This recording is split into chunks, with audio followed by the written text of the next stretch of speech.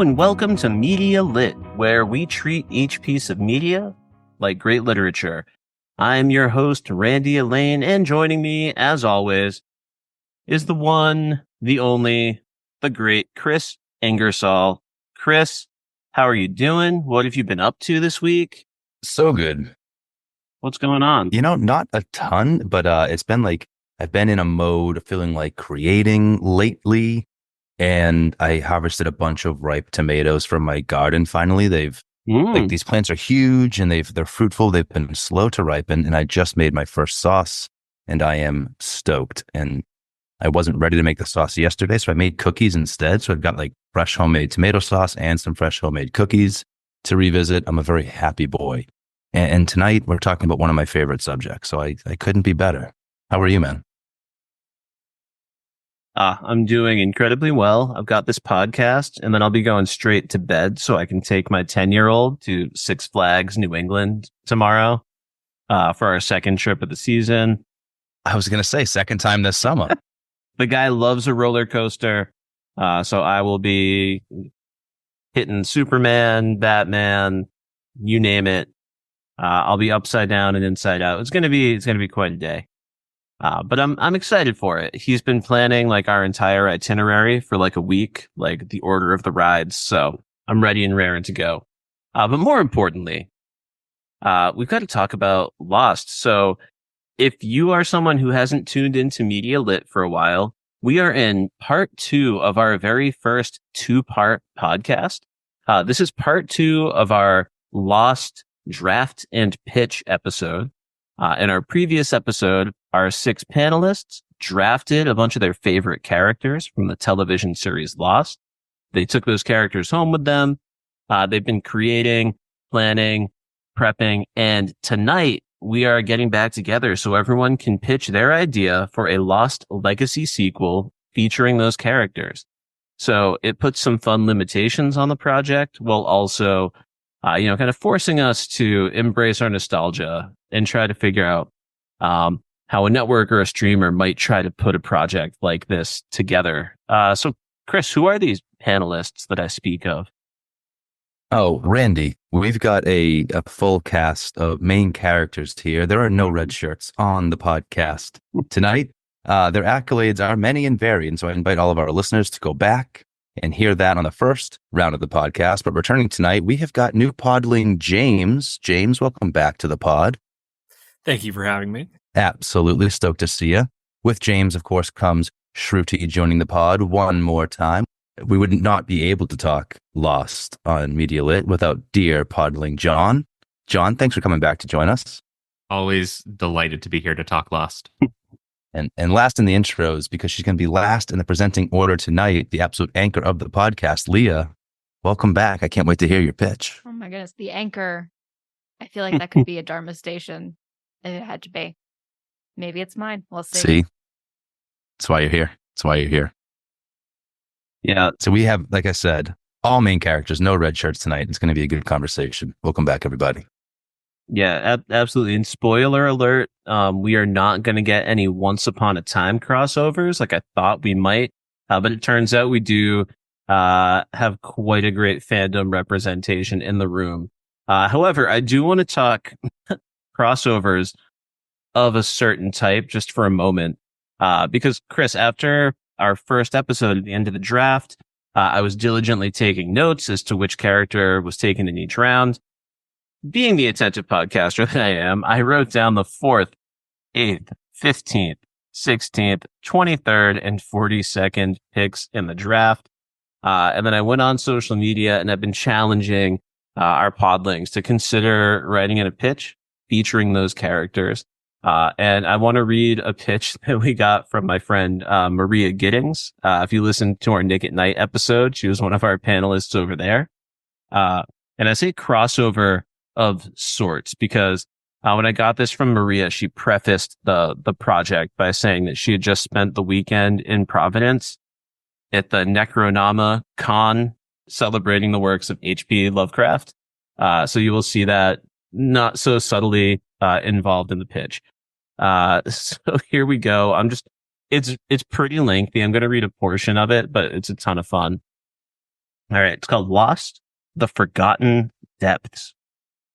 Lost, The Forgotten Depths reimagines the iconic mystery of the island with a new layer of cosmic horror, drawing heavily from the mythos of H.P. Lovecraft. This time, after Hurley, Locke, Cassidy, Bernard, Jin, and Christian Shepherd find themselves again marooned on the island, they find it far more sinister than before, as the island's forces take a turn for the uncanny and grotesque.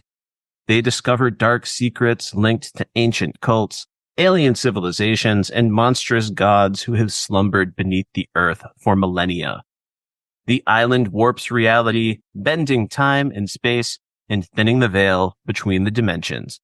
As the survivors push deeper into its mysteries, they must confront their crumbling sanity and the terrifying knowledge that they are part of a cosmic ritual far beyond their understanding. So I was just curious if our panelists have any responses to that. I saw Leah with a visceral reaction to the mention of H.P. Lovecraft, which there are a lot of good and very bad reasons you might have a visceral reaction to H.P. Lovecraft. Leah, any thoughts from you on this one? And I bet you're not going to see this coming. I saw someone post a picture of his house in Providence on Twitter this week, that person was also at that festival. And I immediately had to look up that address because I was like, I know where this is. And sure enough, not very far from where I went to preschool. Not to dox my nursery school, but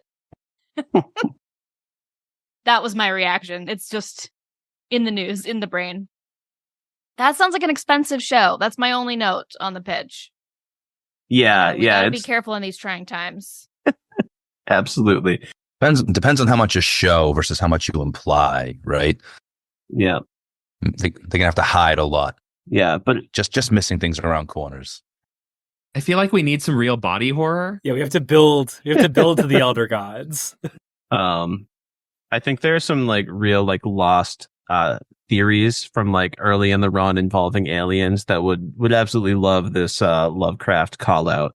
But yeah, obviously H.P. Lovecraft comes with some really interesting horror and then a lot of personal character flaws and sins that I don't want to drudge up. And hey, even the creative team of Lost had a few demons in the closet. So hopefully our legacy sequels we're going to pitch tonight can do some healing. And yes, Leah, you doxed yourself, but now we're free to talk about where to find a great Portuguese pop, when you're in southeastern Massachusetts and Rhode Island. So there you go. My kingdom for a Portuguese bakery. Absolutely. All right. So that brings us to the end of that particular fan sample. Maria, thank you so much for writing in with that particular pitch to whet our appetites and get us in the mood for the creative process that stands before us right now. So, just a quick reminder. We drafted in our previous episode 9 characters from the original series Lost. Some of these characters are characters who survived the continuity of those seasons of the show. Other characters did not. We called them ghosts. And tonight we had the task of trying to come up with a lot of different creative ways to explain some of those characters and actors back onto the show. And I can't wait to hear how we all did that. We also had the opportunity to do some dream casting. Everyone was forced to cast a child character from the original run, who now, 20 years later, can be recast as a new actor. And finally, I gave everyone the green light to craft a completely original character that can hopefully tie this unique cast together. I cannot wait to hear how everyone did. Before we jump into my pitch, I just kind of wanted to hear everyone's confidence level going in. Let's see, Shruti, I'm going to go to you first. How are you feeling about your pitch before we dive into this conversation? I feel strongly about the core elements, and I think there might have been some questionable decisions on how to sneak some of the more side elements in here to get the requirements in. But honestly, that was part of the fun. I think that is going to make our pitches the most creative they can be instead of actually feasible. And why not have some fun here if we're going to be dreamcasting anyway? Love that attitude and spirit. John, where's your confidence level at tonight? I feel very similarly. I'm very confident about the core of my pitch, which is all about my favorite characters. But all of the supernatural things or sci-fi elements that I've grafted on top of it are becoming increasingly unwieldy. This seems like a far too complicated pitch, pulling on too many different dimensions. And so, yeah, I don't know where that's going to go. I have a few notes to myself saying that's a season 2 writer's room problem. So that's a season 2 writer's room problem. I'm happy with the pitch as it is at the beginning of the show. I mean, you don't have a Cthulhu and an alien civilization. So, you still got some room to grow, right? Let's see, James, where's your confidence level at? I mean, I had a lot of fun with this, so I'm feeling pretty good, honestly. Like, I think that I've got a really solid first season, but don't ask me for anything beyond that. I think that's how most television gets made these days anyway. I love it. Certainly how Lost got made. 1 zillion%. Leah, what's your confidence level going into this process? Well, fighting against, there's the creative and the fan, because the fan in me says, well, why isn't Hurley here, dummy? Why isn't Ben here? That doesn't make sense. Based on the story that you're telling. But the creative in me, I feel okay. I do worry that I've fallen into a lot of the traps that that legacy sequels often make, which is a good lesson for us all. You see, oh yeah, that's why all of them end up doing these things, because they have sort of no choice. So yeah, I feel I'm about, stuck in the middle with everybody else. Let's see. Beautiful stuff. It's boogie. And Kris, I got to ask you, where's your confidence level at? Feeling bad, Randy. We have an outstandingly talented group of creators joining us here. I'm really, really stoked to hear their pitches, but I've seen your deck. Yes, listening podlings at home, there's a deck. I think everybody has a deck, except for me, and maybe James. So I think I found a way in, and in all honesty, I think I found a way in. I think I have something to say that I feel pretty good about. And I know I met the parameters that you set forth, which, as Shruti said, was like a lot of the fun was meeting that challenge. So in that way, I think I feel okay. Yeah, absolutely. And I'm feeling good. However, you can definitely see me leaning on some crutches. And I hope that I'll get some nice compliments from the group. But, feel free to let me have it when I've tried to make things a little too easy for myself. I can't wait to hear all the good and the bad that comes with the process. All right, folks, at this time, I am going to bring you into the world of my reboot, which is called Lost Echoes. We are spelling echo in the traditional sense, despite the fact that we will get an appearance from beloved character Mr. Echo. Is that one of the layers of the title? Of course. But more on that later. The core principle here for my show is pretty simple. Humanity needs hope, and we need to believe that we can do the work to get better, to heal, to move on. So I'm just going to play a few quick seconds of our guy Hurley, from Trisha Tanaka is Dead. Sharing a sentiment that I know everyone on this panel, shares, that this is a great episode. Try, dude. I mean, we got to get this running. Hey, leave the man alone. He's right. No fix. Take a look at that mess. No way it's going to get running. How thick are you? What's your problem, man? Why do you want this to work? I don't care if it works. Why is it so important to you? Because we could all use a little hope. If it's hope you're looking for, S.A., you're on the wrong damn island. All right. So we've got a confrontation between Hurley and Sawyer about whether or not they can restore and revive a Dharma van. And only Hurley believes that this can be done. And I think that makes Hurley special. I think it makes Hurley the correct protector of the island, because he's bringing a whole new philosophy, a whole new vibe, a whole new attitude to this place. And presumably he's trying to set some rules that reflect that hope that he has in humanity. So that's something I want to try and dig into here. Now, unfortunately, I do not have Hurley in my cast. So my biggest challenge was to try to honor a value that was really important to Hurley without actually having him in my cast. So let's see who we're talking about here. First and foremost, I've got Josh Holloway coming back as James Sawyer Ford.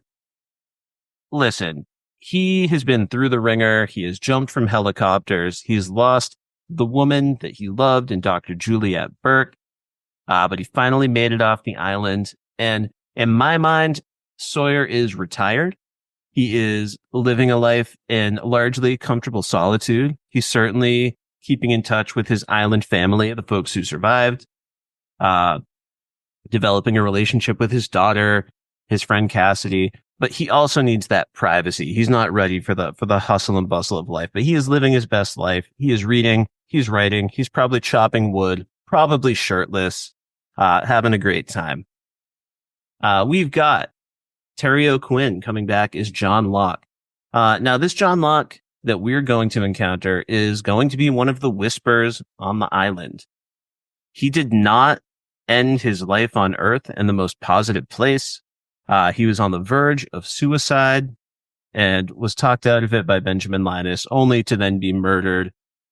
He was feeling like a failure in those final moments. And while we did get to see him wake up in the Flash sideways, I like to think that this soul was still on a journey that still had a lot of work left to do. I'm going to bring in our guy, Ty Tennant, Aegon II Targaryen himself, to come back as little baby Aaron. He's now grown up, and he's got a lot of questions and curiosity about his found family, this experience they shared on an island. He's heard bits and pieces over the years. His mom came back talking about a squirrel baby. His other mom, Kate, is doing her best to still be involved. And I like to think that they found a new normal, a level of happiness. There was healing. And I think that Aaron had a really happy young life, but he knows there's something missing. There's a secret he has to explore. And his moms are getting ready to give him the space to do that. All right. My original character will be portrayed by Stephanie Shu, who is going to play a yet to be named medium. She's a fast talker.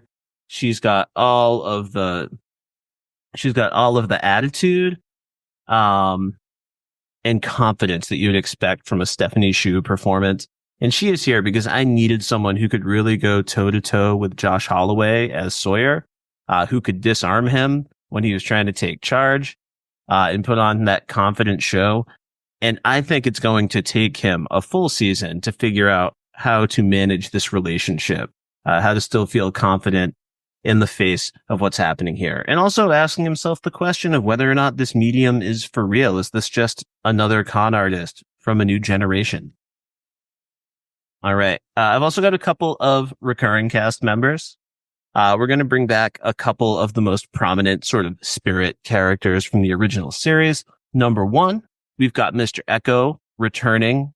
And I'm looking at Mr. Echo as a sort of a guide for lost souls in Whispers. We're going to get a little appearance from his brother Yemi as well. And we're going to learn that, although Mr. Echo found a lot of closure in his life, he and his brother have been helping to usher Whispers from their existence on the island to the next plane of existence. We're also going to deal with this mysterious ghost of Charlie. We're going to get Dominic Monaghan back in the role, but this was a character in the original series that confused me. Because I never felt like this Charlie ghost felt like the Charlie we knew. I always had questions as to whether or not this was actually the Man in Black or what was actually going on with this character. I think we were meant to believe this was Charlie, but we never got a great explanation for that particular ghost, at least not one that satisfied this fan.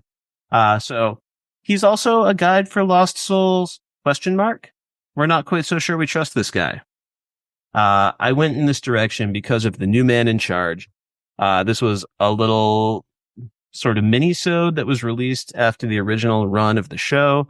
And one of the segments in the new man in charge brought Walt back into the mix. And the idea here was that Ben and Hurley needed Walt to step in and help save his father and the other whispers. That's something I want to do. Now, I was not able to draft a single one of these characters. So the reason we're going back to the island is they are all missing. We don't know what's happened to them.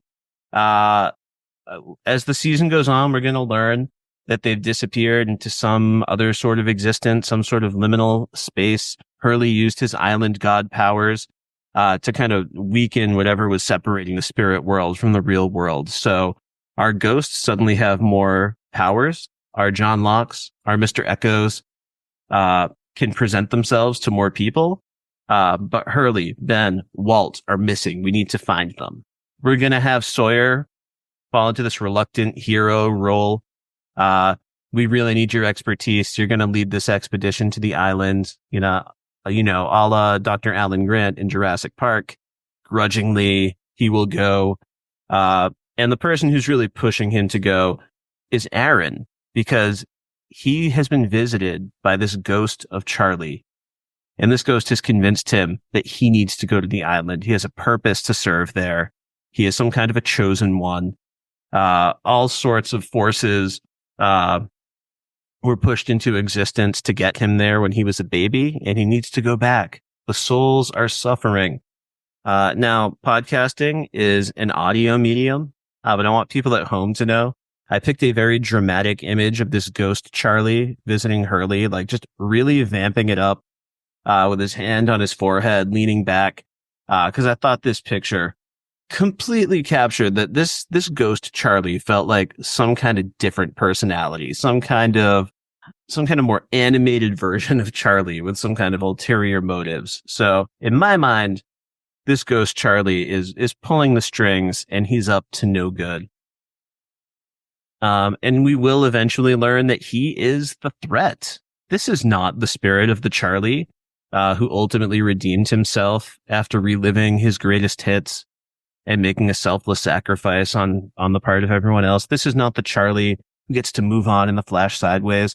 This is sort of a darkest timeline Charlie. Once upon a time, Desmond Hume intervened continuously to save Charlie's life. And that has left behind these dark echoes of who Charlie was. And we now have this manifestation of Charlie's darkest, most selfish impulses, his least confident, most hurtful ones. And he is trying to clutch onto whatever power he has grabbed for himself in this spirit realm and hold on to it. I'm giving this to you in my pitch. Viewers are going to have to ask themselves this question for a big hunk of the season as we get these occasional visits from Charlie. And he's going to do his best to weaponize Aaron. He's going to try to break through this image he has of his island family, reveal some of the dark secrets from the past.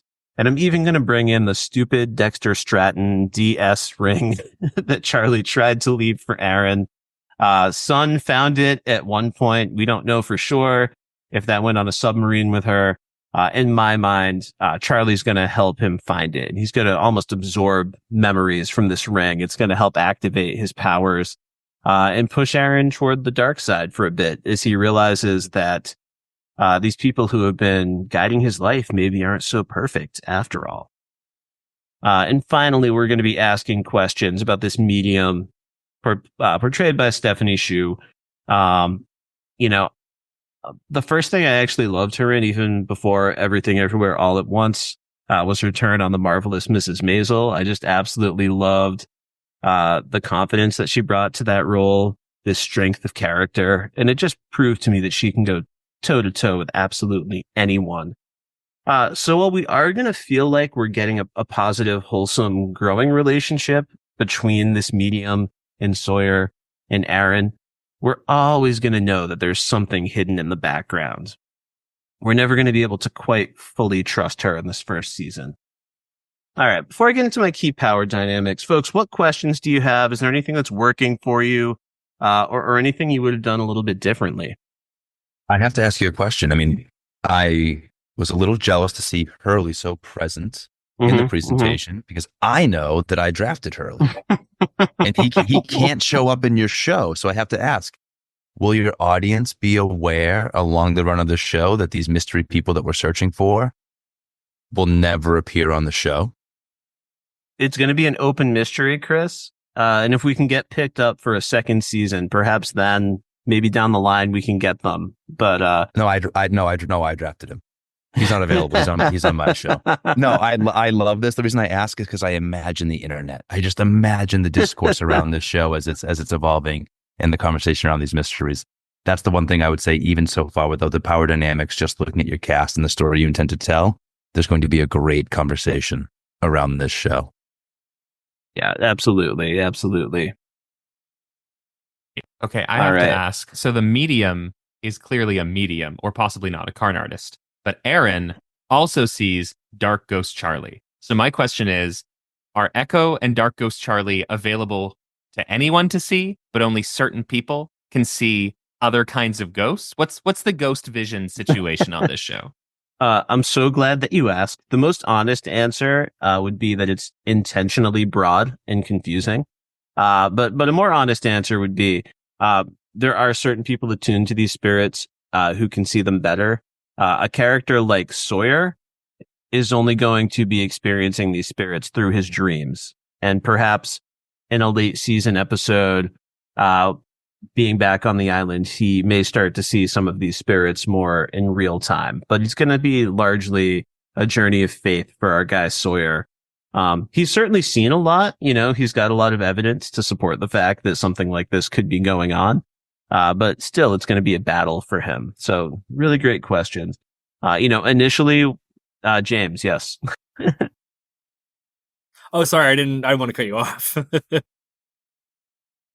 I was just off of that. I think it could be really interesting if you were exploring a similar dynamic to Hurley and Miles. If we're looking at the medium and Aaron as kind of a parallel to Hurley and Miles, that they both communicate to the dead, but maybe in different ways. That could be a really fun way of digging back into the mythology. Yeah, absolutely. I was really bummed I did not have a wisecracking Miles to hang out with Sawyer. So I definitely wanted to get some version of that energy, a new take, through my medium. Up next, we got our key power dynamics. Number one, we've got Sawyer and Locke. I don't think Sawyer's going to be thrilled at first when he realizes the spirit of John Locke is involved in whatever's happening on the island. He's been burned enough times. There's this great moment when Sawyer first meets the man in black parading as John Locke. And Sawyer is very quick to realize that this is not the genuine article, because he recognized that John Locke was scared all the time. And this guy is not scared. He knows it's not the same person. But I love that because Sawyer is also scared very often, and he's really good at hiding it. I think about that moment on the brig. There's this really dark, largely unresolved moment of Lost where Locke puts Sawyer in position to kill his dad, who is also the man who conned Sawyer's family and led to tragedy in his life. And it's one of the darkest things that happened in 6 seasons of this show. And I don't have any recollection of anyone really ever admitting to what happened in this room, but it's a pretty dark act of vengeance, even if Anthony Cooper is the absolute worst. In fact, when Sawyer tries to tell the medium and Aaron to get out of here, there's no way to go back to the island. This lady's a fraud. The last thing she's going to do to get Sawyer to boot her out the door is she's going to start saying Anthony Cooper's lines word for word. From this brig sequence, something that no one could possibly know except for Sawyer, and maybe Dr. Juliet Burke, perhaps. But I don't think anyone else would possibly know what happened in this room. We've got Locke and Echo. Echo is someone who died in a horrible way, but in a good place emotionally. So he's going to really be a force for healing and good and help John, the spirit, become the kind of person who can help other people and make this world a better place. And then Locke and Charlie. In the closing arc of this season, the spirit of Locke is going to be the spirit that can overcome this dark version of Charlie. He's going to reclaim this mentor version of himself, which in my opinion was one of the best and healthiest versions of John Locke. There's that moment in the moth, I could help it. I could take my knife and widen the opening and the moth would be free, but it would be too weak to survive. Struggle is nature's way of strengthening it. So Charlie has a lot of positive growth in this episode. And if John Locke can find that energy again, he can heal his spirit and become someone more positive. And Charlie can let go of the resentment he has over Locke's relationship with Claire and Aaron. And we can see John Locke be a force for good in and of himself. All right. As far as guest stars, flashbacks are back. We are going to flash back to this time period that we've been away from our Losties. So we're going to get a whole episode arc with Julie Bowen as Sarah Wagner. We're going to find that, like Sawyer, she's lost someone that she absolutely loved. We're going to find out that she and Sawyer have gotten quite close. We're going to reveal that he is actually secretly an author, publishing under a pseudonym. And Sarah Wagner is his agent and someone he is friends with. There's a light flirtation there. And the very difficult job Julie Bowen has is, can she convince the world that, she and Sawyer deserve happiness in this life, even if their soulmates are the ones who are truly awaiting them at the end of it all. So we are certainly not replacing Dr. Juliet Burke. That would be impossible. But in this moment, can these two find a way to make it work? Can this be something nice back home that Sawyer deserves to go back to? And we will get Emily DeRavin coming back as Claire Littleton in a flashback. She's trying to protect her son, but she also wants to take his needs seriously, and he believes he has this purpose. She's going to be really tied to this relationship with the medium. She's going to be the one that suggests that he go to Sawyer and ask for help on his own, because she simply could not possibly go back to the island. She can't risk seeing him that way. So we're going to get to see a healed Claire who is not clutching a squirrel baby, and we're going to give her a really nice send-off. I resisted the urge to set this first scene at Kate's funeral. Brutal. We'll just leave Kate out of it. I hope they're leading a very happy co-parenting existence together. All right, and then we're also going to have some cameos. First and foremost, my least inspired cameo is going to be from Neil Hopkins as Liam Page. We're just going to get kind of like a spooked version of Liam at some point. Aaron's driven into some kind of flashback conversation with him. We'll get some little info dump about Dexter Stratton, some clue that brings us toward the ring when we get to the island. We're not going to spend a ton of time with Liam. We spent enough time during the original series. But more importantly, we've got Cheech Marin coming in for one scene as David Reyes. After Sawyer kicks the medium and Aaron out, he tells them to get out of here. He's angry. Later that week, he hears a car horn, and it's David Reyes driving a restored Dharma van up to Sawyer's front door. Before Hurley went missing, we're going to find out he left a message with his dad. And we're now passing on this act of restoring a vehicle together. And he's going to be the guy in one scene who convinces Sawyer to go back to the island to help Aaron, to be there for him, to make this sacrifice. And this is my way to have the vibe of Hurley without actually having Hurley in my cast. So that's the trick I'm trying to play there. All right. And then finally, just thematically to wrap things up really quickly, Locke and Sawyer both having to admit what happened in the brig and where they went to as people is going to be really central to anyone being able to move on and find strength in peace. Admitting that to themselves, to someone like Aaron, to trying to explain how an imperfect person can move forward and be a hero. And the thing that's going to heal Dark Charlie is building something. He's going to build something with John Locke. I don't know what, but there is a church that Charlie once started to build and he never finished. And one of my favorite Locke moments is when he gets Claire to help him build a cradle for Aaron. And we're going to lean into that. Thematically, it ties back to that restored Dharma van. It's a beautiful thing.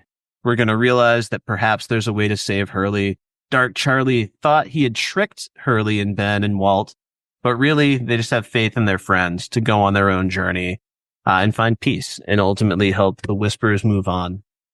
We're also going to get a final tease that Eloise Hawking is the one who hired the medium. She would like to sabotage this plan of saving Whispers because Eloise wants people locked in the afterlife as long as possible. She doesn't want anyone moving on from any part of their Bardo journey toward existence just so she can get more time with her son Daniel. All right. That's my pitch that totally stayed within the time limits and didn't go way over them. Any closing thoughts? Randy, I really, really loved both seeing how there's a sense of like, we're going to build some character arcs to give justice to some of our favorites that maybe didn't get the arcs we wanted. You know, when we look back on Lost and we see John Locke, most of the last couple seasons are not really Locke, unfortunately. And now we get to see how he goes from the man at his lowest being murdered by Ben to the at peace guy in the Bardo. It's because of the development you're giving him here. And the second thing I love is just the creativity around the limitations of the characters you've drafted. We don't have Hurley, but we have Hurley's dad. So Hurley's dad can send Sawyer off in the right direction. Julie Bowen can maybe be Sawyer's new person at home. All of that is wonderful. Just trying to fit that all in creatively. It really, real world challenges of this are fantastic. I love it. Thank you. All right. So next up, John, we've got you. All right, folks, I am delighted to be pitching to you tonight the absolutely necessary Lost Legacy sequel that I have titled Unworthy, starring Michael Emerson as Benjamin Linus. As you may remember, when we started the draft, I got to go first, and I knew I needed to cast someone who I had a core idea or concept about, who would be able to anchor a show by himself, and who I think still has story left to tell. And for me, that was my favorite character, Ben Linus. One of the reasons why I think that he can anchor a show is because the core concept here, everything I've built this whole thing around, is the idea that Ben is very sad and is seeking atonement, forgiveness, redemption for his past actions. And one of the reasons why I think we have a lot of story left to tell is that we leave Ben sort of in two places at the end of the show. We're going to ignore the new man in charge for a minute. We have Ben alive on the island at rock bottom, being given a second chance by Hurley. And then we have Ben at the end of everything in the Bardo, which I assume is many millennia of immortality, being second in command on the island later. And he still feels like he has to stay a little while to work some more things out. So I think there's a huge amount of drama that can be wrung from that. And that is the central part of the show. Ben is the central character. Ben is lost. He's broken. He spent his whole life clinging to power by any means necessary, but it's cost him everything, especially his daughter, whose blood is on his own hands. And now as second in command of the island, he needs forgiveness. That's what he's looking for from all those he's wronged, dead or alive. But can he forgive himself? And I really wanted to frame the show around an ensemble, but I wound up leaning in instead to a core duo, actually. So 2 of my 4 series regulars. The second one is going to be my child casting, Ji-yeon. I've dreamcast her as Kim Min-ha, one of the main characters in Pachinko. She's 28 in real life. I think Ji-yeon's probably going to be like 23. This is probably fine. We need an audience surrogate. Ben is old Lost. Ji-yeon is basically a blank slate, other than the fact that she needs answers and she needs to know what happened to her parents, especially her mother. So she's haunted by these vivid dreams of the lives she might have lived. She's looking for answers. Why did her parents leave her? Why does everyone she's ever loved leave her? And what really happened on that plane crash? Yeah, no, her life is sad. We're gonna learn a lot about her. It's gonna be great. So this is ultimately the premise of the show. We've got some real-world forces informing storytelling choices. The forces of Hollywood capitalism require me to make trendy storytelling choices, and that leads me to say, welcome to the Lost multiverse. Yes, we had the Flash sideways, but as we all know, that was actually the Bardo. So they were dead the whole time in the Bardo. It was not another dimension in the way that I would like us to talk about being in another dimension. So that is ultimately the premise here. And of course, it's a legacy sequel. We need an audience surrogate. And as I said, Ji-yeon will be that character. What are the stakes? Why are we even bothering to tell this story? Well, Ji-yeon, who, as you know, was conceived on the island, has magic island powers, and she sees visions of what might have been. Only it turns out that she's actually seeing real events in the lives of other versions of herself in worlds where Sun returned home after their adventures on the island. So now she's drawn, I guess, back to the island for answers. And ultimately, in this first episode, she awakens the ability to cross dimensions in a moment of extreme danger and accidentally takes Ben with her. But the reason this show exists, she can't control her world hopping and she can't get them home. And this is, as I said, the core dynamic. We've got a lone wolf and cub trope. You know, we got a sad old man, we've got a young woman looking for something. And of course, by the end of this season, they will have found in each other exactly what they've been longing for all this time, a surrogate father, a surrogate daughter. And of course, Jian, she's not a child in need of protection, but they've got that dynamic, and we're going to see a lot of sad old Ben. It's going to make you cry, all about his love and loss. And Jian, she's for the newer audience. She's got a coming of age story for younger people. It's going to be great for everyone. Everyone's going to love this show. So maybe I'll stop there for a second and see any comments, any questions. Sorry, I just got to call my broker and see if I have the funds available to greenlight this project immediately. I was just going to say, my least favorite thing about my concept was the clunkiness of like, we're talking to ghosts. So I really love this idea of the visions of alternate futures and alternate pasts. Really, really clever way to bring in these other actors and actresses. Thanks, Randy. This was definitely the central challenge. I was originally going to have Jian be a medium, and that was going to be the end. But then I said, no, we're doing something totally different. Here we go. And here's where stuff's going to get a little weird. We're going to dig into our other two series regulars. The first is Saeed Jarrah, but of course he's dead. And yes, we're probably going to see some whisper ghost Saeed Jarrah because that has to come up at some point. But what I'd rather explore is an alternate version of Saeed who becomes part of the core team during their world hopping. We know in our world, Saeed Jarrah died a hero, but what if he'd actually never turned back to the light? In a world where Sawyer sacrificed himself instead on the submarine, Saeed was then free to pursue his vengeance, killing Ben, which in turn stops Ben from saving Hurley when the tree falls on him. So when our Ben and Jian find themselves in this Saeed's post-apocalyptic hellscape, why would he bother to help them? Because his world ended. What does he care? As he said, anger, happiness, pain, I don't feel it anymore. So this is a lovely way to cheat and get a kind of version of our Saeed with a little bit of a twist that makes him a more interesting character, perhaps. And that's where the Ben Saeed dynamic comes in. Their whole thing is that they always hurt each other. Everything is always terrible. Saeed does all these terrible murders for Ben. Ultimately, he's also the cause of his own suffering because he goes back in time and dramatic irony and blah, blah, blah, all that stuff. It's great. So now we have to ask ourselves the question, as we think about forgiveness and healing, can Ben, trying to be the best version of himself, break that cycle of violence and hatred with the worst version of Saeed? And this is our Saeed, but with like one minor change that has caused some sort of butterfly effect. So it means that we can kind of just be like, yeah, that's our Saeed. We don't really need a huge amount more background other than maybe filling in the gap between the original show and where we are today. This is also the worst version of Saeed that we get in the worst narrative arc of the worst season of Lost, in my opinion. And I really want some justice for Saeed. So I think if we go back to that moment and then spend a whole bunch of time digging in deep, I think we might find something beautiful in there. And also maybe we'll learn more about the sickness. Maybe some of that will come up and we can dig deeper into the mythology. Okay, fourth main character, Desmond Hume. So he's always felt unworthy of everything, happiness, the love of his life, his son. And of course, he's struggling with guilt over Jack's death. He kind of could have done it for him. Jack didn't need to be a martyr in that moment, but I get it. He was going home to his family. Fair enough. But then he starts remembering things that maybe never actually happened to him. So while Jian and Ben are leaping between worlds, and while we have this alternate version of Saeed who becomes part of the team, Desmond is able to leap into the minds of other Desmonds, doing his very Desmond timey-wimey electromagnetic thing, lending a hand over there, but are constant in our world. So we still have a foot in our world, and he can, go around and do weird things, but also learn about the other versions of his life that he could have lived. That's sort of the core theme here. It's that, everyone's feeling unworthy of something, unworthy of forgiveness, unworthy of love, unworthy of happiness. And so the focus is about learning to love ourselves, a very lost or Lostian theme. There are cosmic stakes. I'm sure they're being judged worthy of something. I don't know what those are. That's a season 2 problem. But, ultimately, these supernatural elements are grafted on top of our character connections and relationships. That is what's important. I also want to talk about imagery. Mirrors. Mirrors have always been a hugely important theme in Lost. They're going to be an important theme here. Because we have alternate versions of people that our characters have loved, lost, and hurt, and engaging with them again in a new context. They can learn, grow, maybe find some closure, and also hold mirrors of themselves up to themselves when they meet or interact with alternate versions of themselves. Okay, okay, I'll keep going.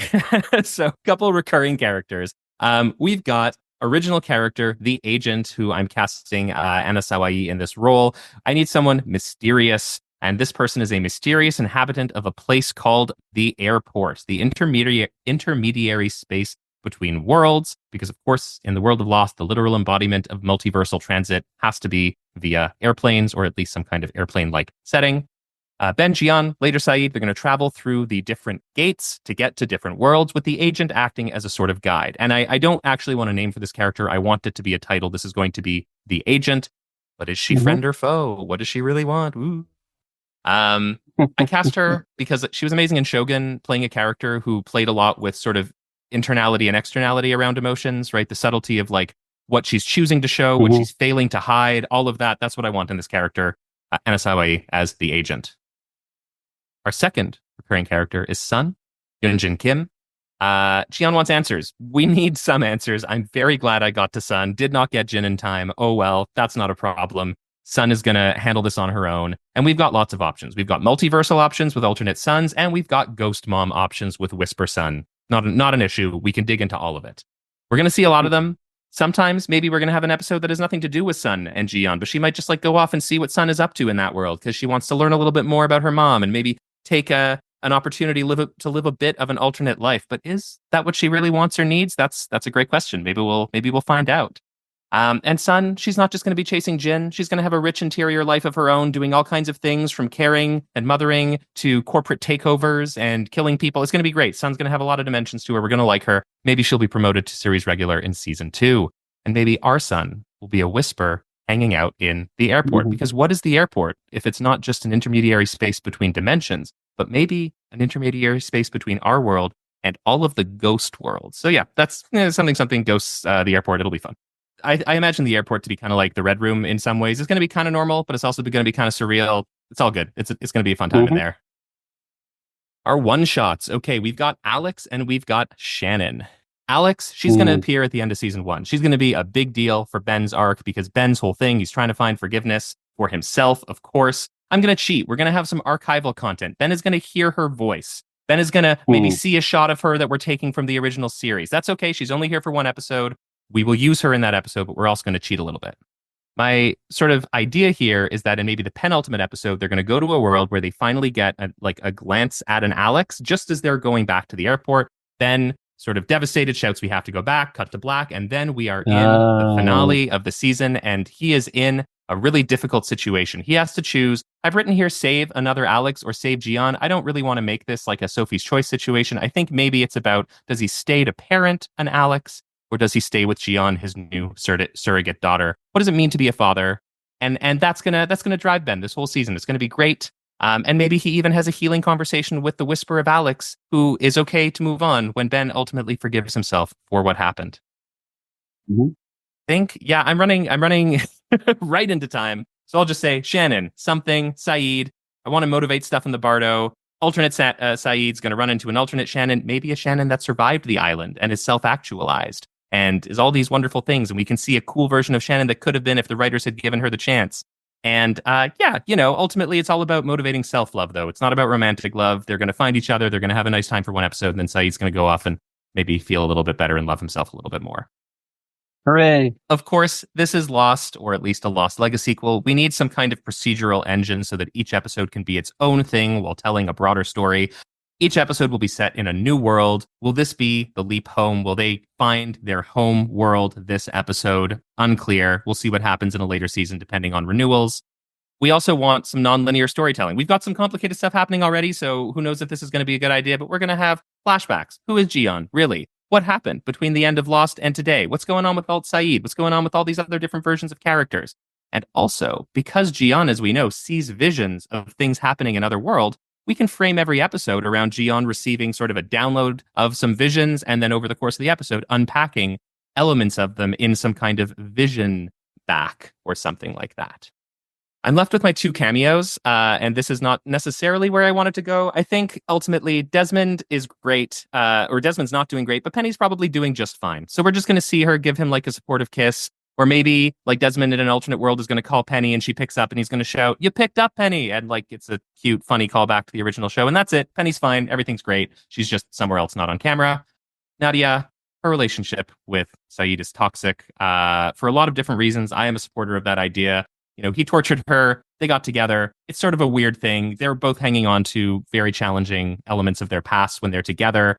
So not only is Shannon going to help motivate the Bardo Shannon side situation, but we're only just going to get a brief cameo of Nadia. I don't know what we're going to do with her. Probably she's just going to be fine and happy somewhere else.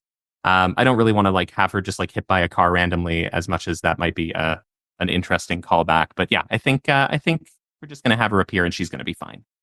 Maybe she can go to Penny's Christmas party. That's exactly where I want her to be. She's just in the background with her partner, living her best life. Nothing's a problem. She's not dead. It's all good. Good for Nadia. And yeah, that's it. I have a lot of influences here, clearly. Quantum Leap, leaping between minds, sliders, leaping between worlds, a little bit of Twin Peaks, a little bit of Golden Compass. I'm curious about whether or not people can survive outside of their own dimension. We'll find out more about that. And with that, I give you Unworthy. Brilliant title. Unbelievable. Mm-hmm. One influence I don't see listed there is, for me, the main multiverse influence. Jet Li's The One. As you were going through this, describing all the different versions of the people that we'll get to see, especially like Shannon, I was just picturing masterful and less than masterful wig work on all of them. Yeah, there's one image of Jet Li from The One with just a terrible wig that always comes to mind. So yeah, great stuff. Mm-hmm. In my notes, I wrote sliders by way of Quantum Leap. And I love it. Yes, we're on the same wavelength here. 90s influences are strong. Also, as someone who thinks that like no one was done more dirty by the show than Saeed, I really love seeing like a version of this show that will see him get his due. Like that's like that. I love what you did with that, and I think that would be very, very exciting to see. Yes, at first when I saw we were getting Darkseid, I was like, "Oh no, what are we doing here?" But I do appreciate getting him his redemption arc, because my favorite version of Saeed is romantic falls in love so fast. Saeed. Literally, yes. Saeed is a lover. He just burns hot. He burns hot. That's why he's got the violence Every woman issues. is the love of his life. In love and breaking necks with ankles. All right. Leah, you're still waiting in the wings as our anchor. You've got 2 presentations under your belt. How are they making you feel? Are people stepping on your toes? Or do you feel like you've got some nice clear runways still? I have left so much more up to my writer's room than you guys have so far. We're breaking the season as a group. I've got themes and dynamics and premises. Not lore deep dives yet. So, to each their own. Truly, I think that is wise. So I'm excited to hear it. All right, next up on our presentation slate, we've got Shruti. Okay, so here's my presentation, Lost the Next Generation. No similarities to Degrassi, The Next Generation, other than title. Great title. Okay, so we all know the best relationship in the entire series, Lost, is Julia and her sister. No relationship is more important. The worst thing Ben ever did is separate Juliet from his sister, and we know he did some really evil things, but I am one of 4 sisters, and sisterhood is really important to me, and so I'm very excited to bring a little reboot that will add some more shape to what Juliet was robbed of and give her more of an experience with the family that she didn't get to live out her days with. Before we get into the rest of the presentation, I should say Vincent is number 1 on the call sheet. Yes. He will be in almost every scene in this reboot. We'll get to the rest of the cast in order as things unfold, but it's important to know that Vincent is number 1, and I will, of course, remind you along the way. So our story begins in 1975 with Julia and Jin. Sawyer is at the time out on an expedition with all of the toxic people in Dharma Initiative. So Phil, not in this reboot. Redzinski, not in this reboot. We're just having a good time here. Sadly, we don't get Sawyer, but he is, again, making sure the toxic folks are not here. So Juliet has been working in the mortar pool. Again, they've only been here for a year since the time switching stopped. But she just fixed up a van, and they're just going to try and go fix it, see if it tests on the hilly terrain. So her and Sawyer head out on their mission, and they come across a young man that's fallen onto the ground in the middle of the jungle, face down. He's very handsome, but they have no idea what's going on here. Jin, at this point, again, still very new to the Dharma Initiative and still learning English. So he speaks in basically Korean, asking who is this man, and weirdly the man responds back in fluent Korean and saying where he is, what's going on. This is so strange. He was just trying to conduct an experiment and he didn't think it worked, but did it work? And they start talking back and forth. And while he's explaining who he is, he says his name is Julian Carlson. And Juliet butts in saying, Julian Carlson, is your mom Rachel Carlson? And she lowers her gun, and they essentially get to this realization that Julian has flashed from the year 2037. He's been doing research he's actually been doing cancer research, but it has also been involved with electromagnetism and time travel. And he essentially got back here. Now he's speaking in English, but being the student and scientist and researcher that Julian is, he also speaks fluent Korean, Chinese, and Marathi, not Hindi. Anyway, it's a very sweet moment. Juliet is so excited to meet her nephew. And similar to the moment where Juliet had Son meet her daughter for the first time, Jin has now facilitated this meeting between Juliet and her nephew. While this whole reunion is kind of going on, Vincent comes busting in out of the jungle, and they decide to use Vincent as a distraction to sneak back into Dharmaville and get Julian into shelter so they can figure out what to do next. Again, Sawyer's out on his expedition trip, not because we could not afford to pay Josh Holloway for this reboot, but luckily there's a lot of space in the house for Julian to chill in. So Julian and Juliet basically spend the whole night chatting, catching up on Julian's whole life, his mom. Obviously, Vincent is there chilling the whole time with them. While they're talking about Julian's research, Julian mentions a book that he read by a scientist named Richard Malkin, a psychic named Richard Malkin, not a scientist. He actually didn't really know what Richard Malkin's deal was. He wrote about some incident he had where he predicted some woman had to raise her own baby, and then she died in a plane crash, but then she came back, and then she did raise her baby with another woman from the plane crash. And Juliet's like, wait, they came back? What are you talking about? But Julian's like, honestly, Richard Malkin had this weird psychic trip right as soon as these people came back. So I don't know if I can trust anything he talked about, but he did mention this island. And so that book brought him on this journey to get here. But then anyway, enough about Richard Malkin. They get back to the more important topics of what's been happening in Julian's life, what happened with Rachel's life as a mom, how he grew up with his mom learning to just be curious and question everything. He was really inspired to go into science and research because of the way his mom talked about Juliet's research with such pride and admiration. And he starts to explain all of the research that he's been doing on cancer treatment and how he really thinks using the findings he'll get in this island will really do a lot of good in his present in 2037. And Juliet's been having such a great time catching up with Julian, but learning about all the good he's doing, she comes to a terrible realization. He has to go back. She has to find a way to send Julian back to his present so he can continue to do the work he's doing, as much as she would love to spend the rest of her life here in the 70s with Julian. So they turn to the jungle to figure out answers because they truly have no idea how to shoot him back to 2037. Juliet doesn't even know the concept of the year 2037 at this point. While they run into the jungle, they run into a girl named Amintha, played by Charitra Chandran of Bridgerton fame, and also a project that we're making. Nice. But you can see she's really stunned when they come across her and talk to her. And she's like, wait a second, you can see me?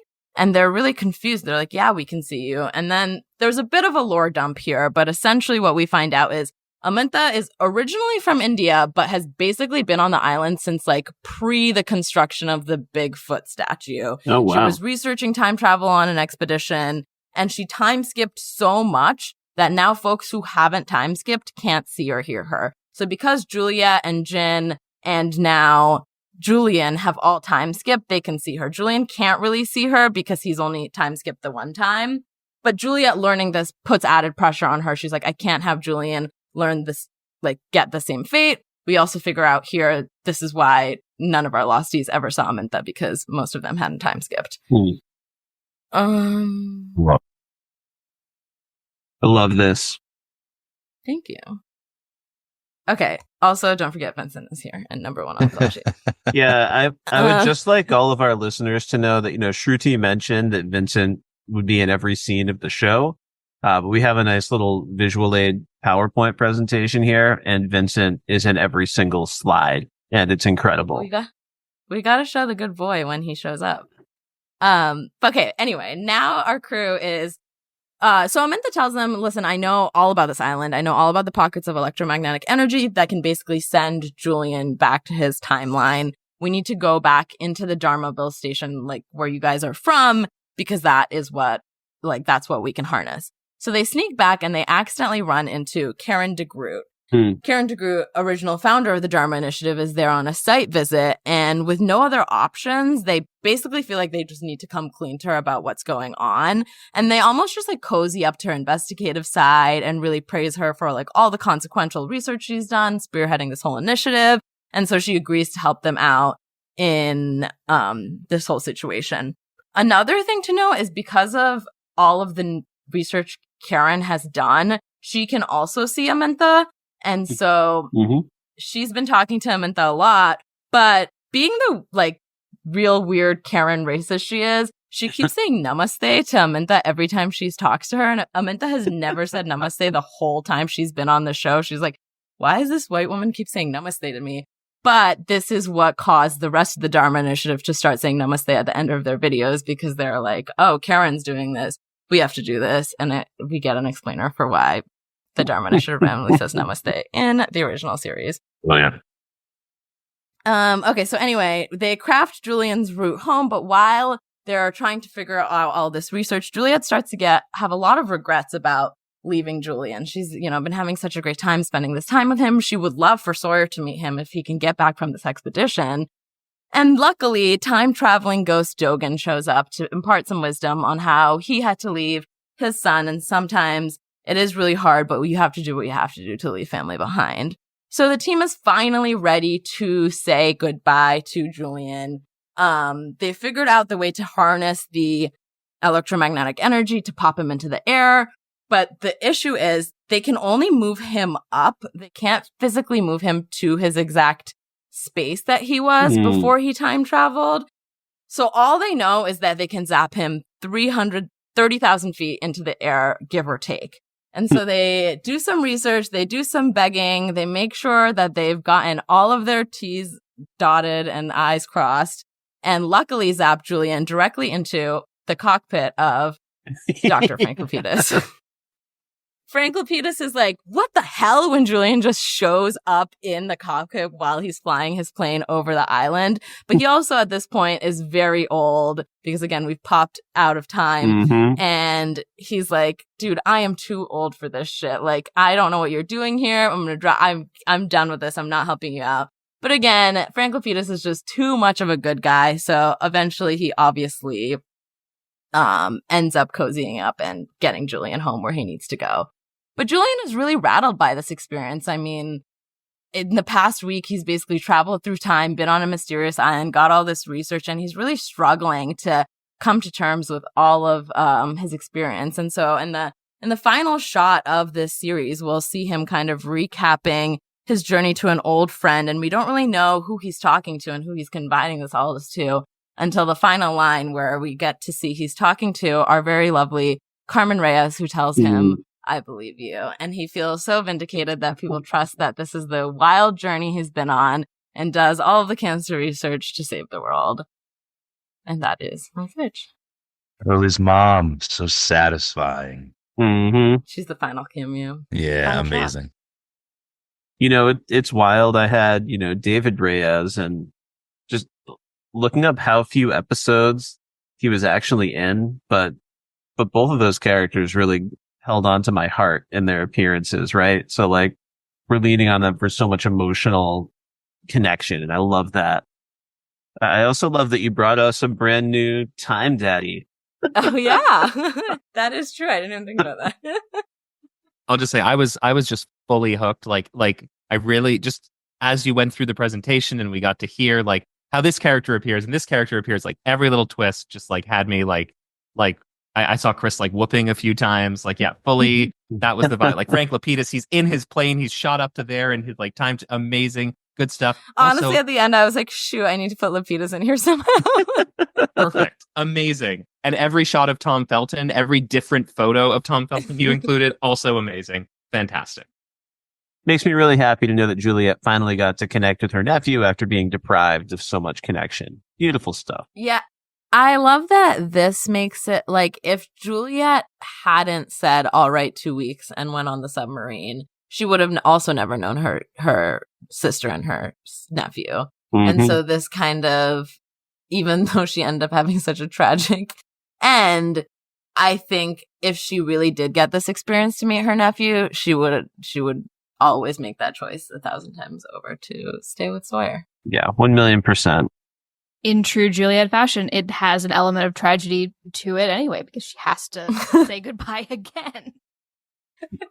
Poor Juliet. But he has to go cure cancer. Yeah. I literally had to make it curing cancer because I was like, why else would you ever leave each other? Perfect. It's perfect stuff. James, you are up next to pitch your concept.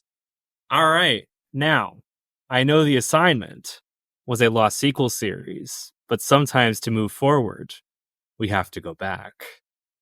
This is Namaste.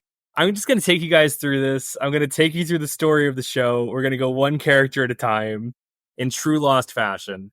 Each character will take us through a new segment of the story. So I'm going to get started with our new original character who will be our series lead. Her name is Cara Le Guin, portrayed by Melissa Barrera. It's 1978, and Cara Le Guin is in trouble. She's a petty thief in Ann Arbor, Michigan, and she's bit off a bit more than she can chew. She's been hired by a mysterious benefactor to steal a floppy disk from a wealthy man.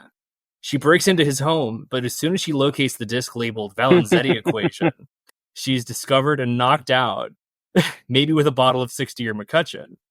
Her assailant is revealed to be none other than Alvar Hanso. He is fascinated with her interest in the file and decides to give her a choice. He calls the police and prosecutes her to the full extent of the law, or she can take the opportunity to start over and join the Dharma Initiative. She chooses the latter, arrives on the island, and becomes the latest deputy in Dharma security. If you're imagining like a Sawyer-style archetype here, you would not be incorrect. However, my intention is to kind of do a thing where it's like, what if Kate was the protagonist that she was intended to be? So, when she arrives on the island, she is greeted by none other than Dr. Pierre Chang. Dr. Chang has taken a more active role in Dharma leadership since the hostile incursion and the incident of the previous year. And since the last head of security aided the hostiles in attempting to blow up the Swan Station, the position has not been refilled and has instead had all of the deputies reporting to him directly. Tensions with the hostiles have been rising, and now he has to manage the top secret Swan Station button pushing rotation. No one is ever happy to draw the short straw and bunk with Radzinski for a few months, while he's also building out the Pearl Station social experiment.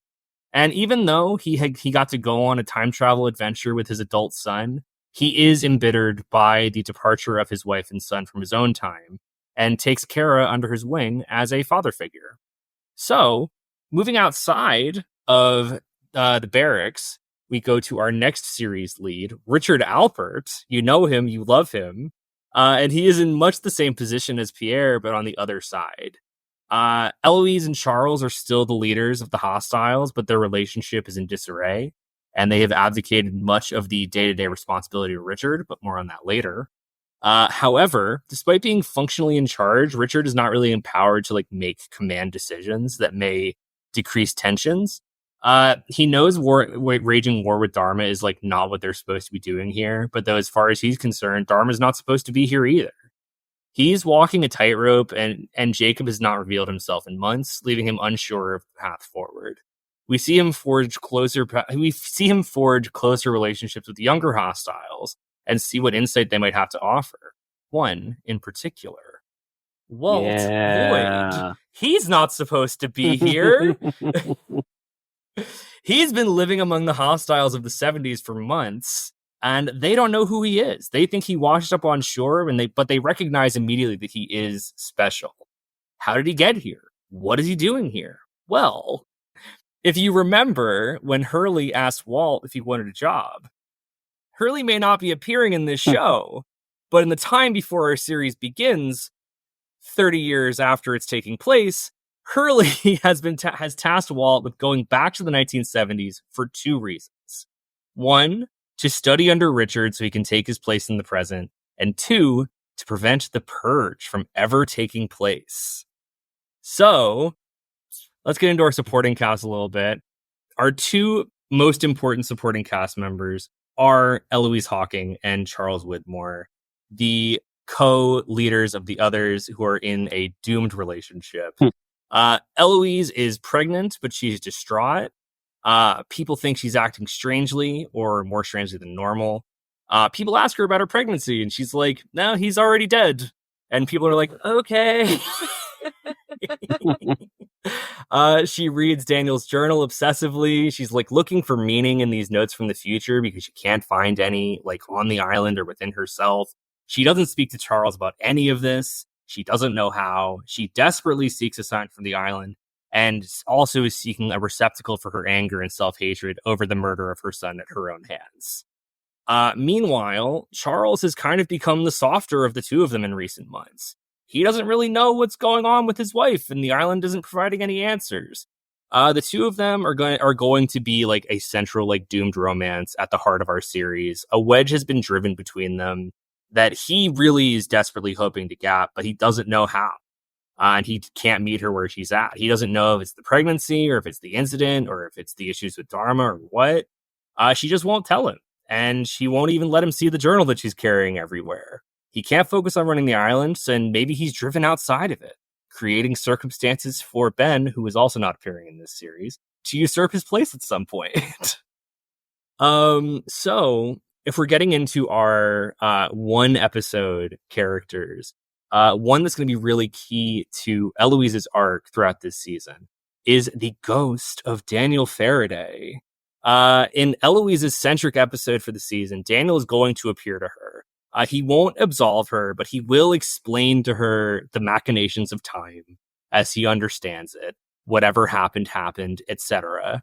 And it's in this conversation that molds her into the Eloise that we see in Flashes Before Your Eyes. And we'll see her like surrender herself completely to this like inevitability of time. And she kind of finds like empowerment in this definitiveness of like what is supposed to happen will happen. And this is going to make her like a major foil in Walt's plan to change the past. And it's also going to further cement her division against Charles because she knows from reading the journal that their relationship will never recover from this. So why are they going to try? And our other 1 episode character, going back to the barracks, will be a young Mikhail, portrayed by Bill Skarsgård. So we'll see him, and we will confirm that he was, in fact, a bona fide member of the Dharma Initiative. I see this young Mikhail as like a man of science and a man of faith. He can feel a power that he can't explain within the island. He's really determined to understand what it is. We see him clashing with Dr. Chang, questioning his leadership and redirecting resources away from what Mikhail believes is the true mission of understanding. And we set the groundwork for Mikhail to eventually defect to the hostiles once he believes that their methods of understanding bear more fruit than the Dharma Initiatives. As far as the cameos go, it's important to keep in mind that Walt has never really had full freedom of movement over the island. So we're going to get to see him really explore. And in his exploration, he is going to come across the cabin. And he's going to be fascinated by it. He's going to knock on the door. And when he reaches for the knob, it's going to open for him. And Christian Shepherd is standing there in the doorway. And he will simply just shake his head no and close the door slowly in Walt's face. Meanwhile, you guys might not know this, but in her youth, Achara, famous tattoo artist Achara, was a hostile living on the island. In 1 episode, we'll see that she interprets one of Walt's dreams and she'll give him a tattoo. Maybe it says, "He walks among us, but is not one of us." maybe that's what she always says. We don't know.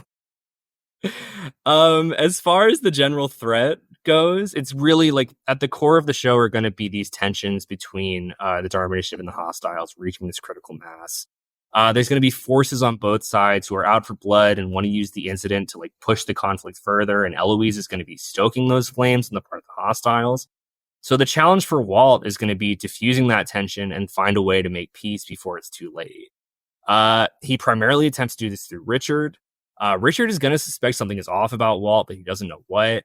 And as far as Kara goes, she's trying to get off the island the moment that she arrives. She has no intention of being Alvar Hanso's indentured servant, but she does develop a paternal closeness with Dr. Chang despite any misgivings. And her security work is eventually going to put her face to face with Walt, and we'll see their relationship develop. He'll eventually confess his backstory to her, that he's from the future and what he's trying to do. Maybe it becomes romantic. Who's to say? And also I should say, as far as Walt goes, I don't see any reason why we can't bring back Malcolm David Kelly to play Walt. But if I were to recast, I would love to see Jovan Adepo from The Leftovers and Overlord take on the role. I think he's got the really good energy for it. And the last looming threat to be aware of, Eloise is one of the first pregnancies since the incident. Dharma has a pregnant recruit of their own, and she'll kind of be like the canary in the coal mine for what could happen to Eloise. Though due to time-traveling journals, everyone else seems much more concerned about it than she does. As far as a possible path like towards the resolution here, like when Eloise stokes these tensions to their peak, Kara is going to convince Charles to take Eloise off the island to save her life and the life of her son. It will be Kara developing a relationship with Dr. Chang and learning how he had to send his love away to save her life that helps her come to this conclusion. Charles is not going to see eye to eye at first, but his love for Eloise is going to be what drives him to take her off the island to give birth. And even though Eloise like understands that this is what was always supposed to happen, this is going to be the final nail in the coffin of her relationship to Charles. Perhaps pushing Charles into the arms of Penelope's mother. Meanwhile, Richard is able to serve unencumbered as leader until their return. These events will leave Walt in two minds. On the one hand, he'll see Kara as like a vital tool, like towards the peace that he's trying to achieve. But on the other hand, he also knows that like things are proceeding as they're supposed to. This hasn't changed anything. So will there be anything he's able to do about that? Can Walt save the future? You will have to tune in next season. Yes. Snaps, claps, kudos. Wonderful. I love the idea that like these are the toxic folks who are off on a walk in Trudy's show. They're off doing their whole other, I guess it's 25 years earlier, but even so, they're off doing their whole other thing. Penny's mom is such a tantalizing. Right? Who's gonna play her? Maybe Lena Headey. I don't know. Ooh, okay, yeah. Whoa. I also love seeing Eloise actually have to like confront shooting her son and that you actually watch the fallout of it. And it really does tie excellently into the Eloise that we see. So really seamlessly built in. Thank you. Yeah, that really is one of the best parts, because how does Eloise get to be this just megalomaniacal sort of force? I love it. I can only imagine the spit takes around the world when Mikhail appears on the screen for the first time. Well, they won't initially know that it's him because he will have two eyes. We'll have to see how he loses Oh, shit. Oh his my eye. God. Oh, man. Someone tried to tattoo the other eye accidentally. Maybe he'll spend some time building up a resistance to like sonic fences or whatever. Love it. Scuba diving. Exactly. It's the perfect island getaway. All right, James, that was absolutely phenomenal. I really appreciate your pitch.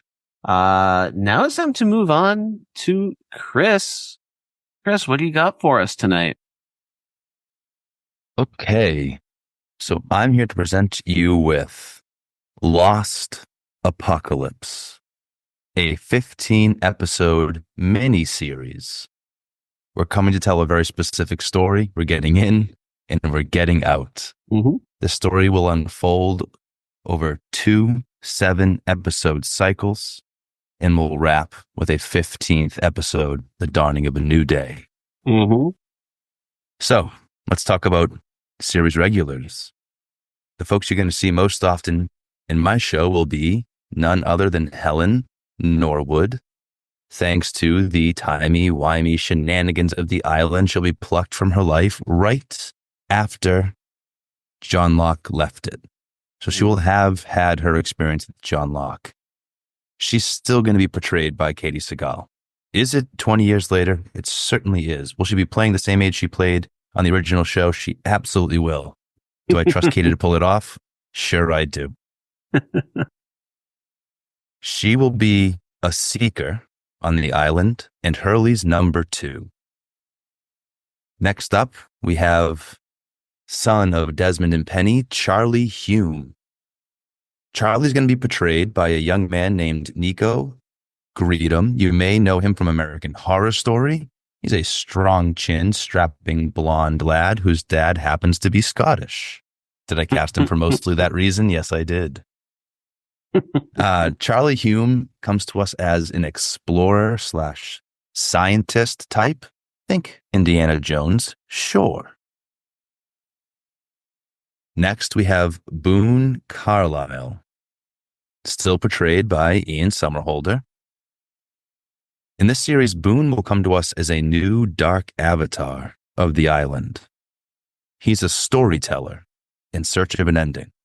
And the last series regular will be the character that I have created whole cloth, a character named simply Kid. This is a child found on the island among the humans.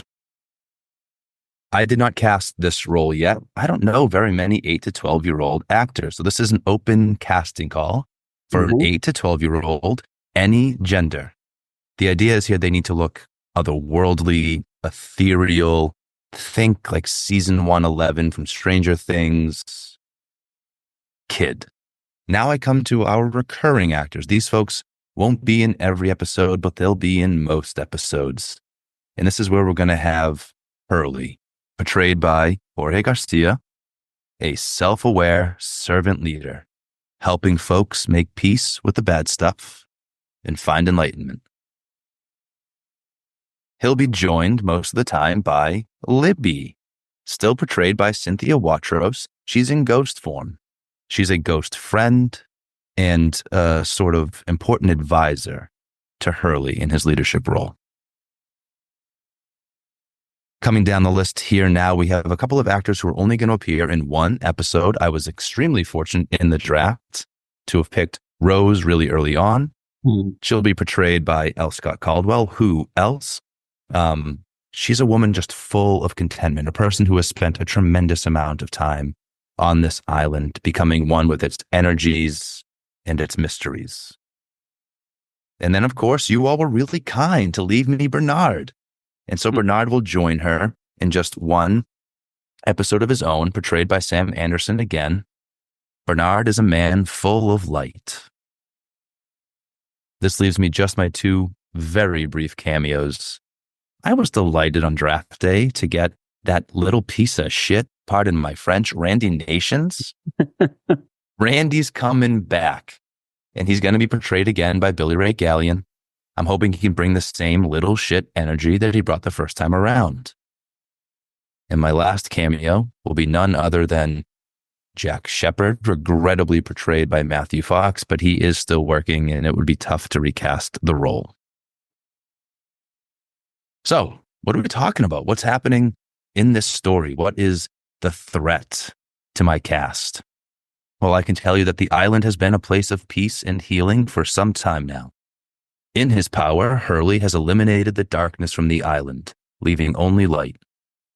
He's continued to welcome folks who are lost in their lives to come and find themselves on the island. It's always transparent and always a choice. No more shipwrecks, no more plane crashes. No one comes to the island unless they choose to let Hurley bring them.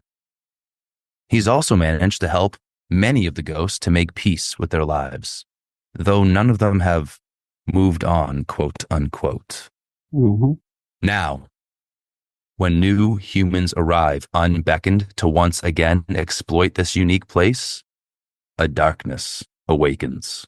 Mysterious accidents and deaths begin to mount until full-blown island shenanigans ensue. The revelation that Charlie Hume is there will be especially surprising and apparently disturbing to Hurley. We'll spend 7 episodes watching these seekers, those are Hurley's people, wrestle with the arrival of these unexpected humans. The opinions on what to do will vary greatly. Their outward and inward harmony will be challenged. Hurley rocks his role as leader during this time, despite creeping doubts. And Ghost Libby will be a key conversation partner and friend to Hurley in that time, kind of helping him work through this and resisting the darker temptations of his seekers. Meanwhile, we'll have the humans who are facing survival challenges on an increasingly spooky and dangerous island. They'll also have to reckon with the discovery that this island is far from deserted and has a history all its own. Hurley is going to die in the 7th episode at the end of that first cycle, revealing that he, like previous island protectors, is not all-knowing or all-powerful. He didn't see these new arrivals coming, and he isn't expecting a nemesis to emerge. The new dark avatar of the island will appear to be insurmountably powerful, and the island itself will appear inclined toward darkness and violence. We'll question if peace is not the natural order of things, but rather violence and strife. When Hurley sees the darkness embodied as Boone, he'll say in disbelief, "It's beginning again." And Boone will reply, "No, it's finally ending." Hurley is killed, and the smoke monster explodes out of the spot where Boone was standing, filling the screen with black. We'll hear screams in the blackness, and then boom, lost. The first cycle is complete. So you have an idea of what we're dealing with here. So what are the dynamics at play for our other characters? What are Helen, Charlie going to do about this? And what's up with that kid? Well, we'll meet Helen as someone already living on the island. She was one of Hurley's seekers and began serving as Hurley's number 2 after Ben, whose stint was brief. Her dialogue and exposition throughout the season will help to fill in some of the story of the island since Hurley took over, including the mention of Ben and Walt.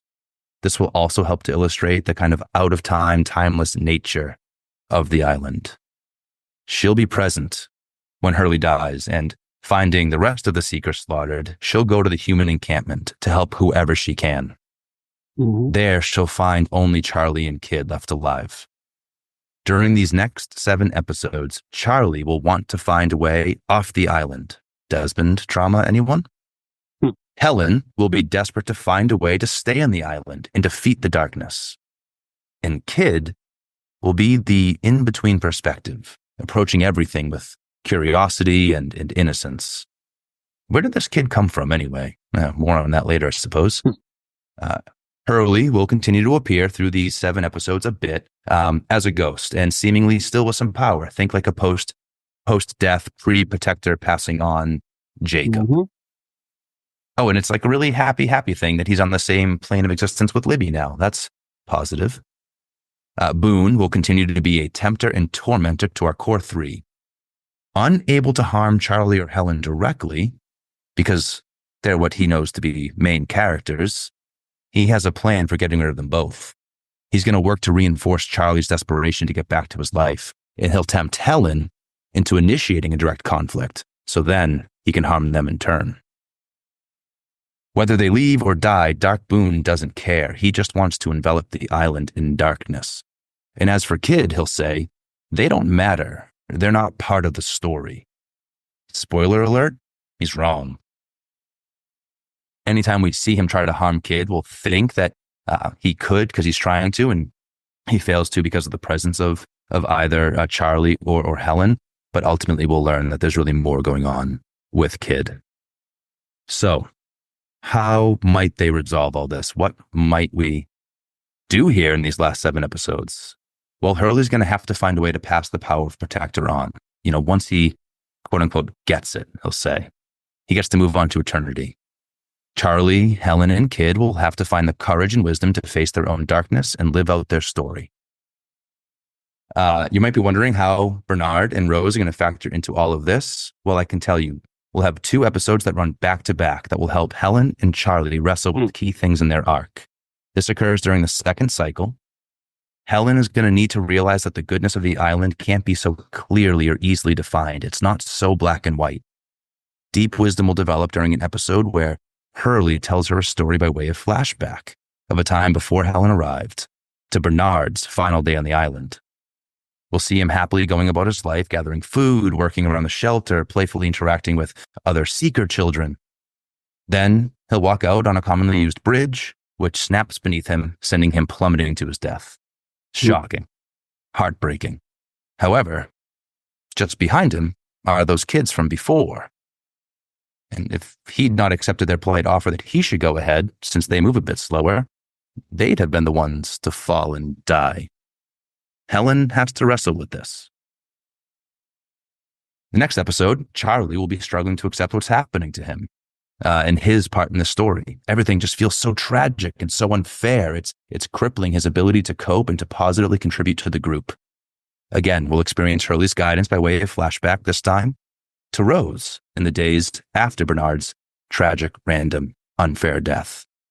So many will come with condolences. All will weep. Yet the energy will be a bit odd because as the episode goes on, things will only begin to feel lighter, though no less sad. Finally, we realize Rose, whom we've seen weep painfully, whose sadness has been apparent, has already begun planning a celebration of Bernard's life and also his death. His death that was part of the ongoing story of the lives of these children. Together, Rose and those seekers will celebrate. So those are my one-off appearances.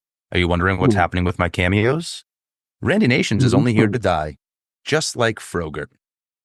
He's going to die in the pilot, real early on. Think like Boar accident. Maybe he says something foolish. Boar charges out of the jungle, kills him. One of the early indicators this island is not so safe. Bye-bye, Randy. And Jack is here to provide just a quick drop-in for a, hey, I knew your dad chat with Charlie. This is going to help us develop some of these ideas around like serendipity, meant to be, fate versus free will, good and evil, light and dark. So Jack's here for one potent conversation with dear old Charlie Hume. There's something about Kid.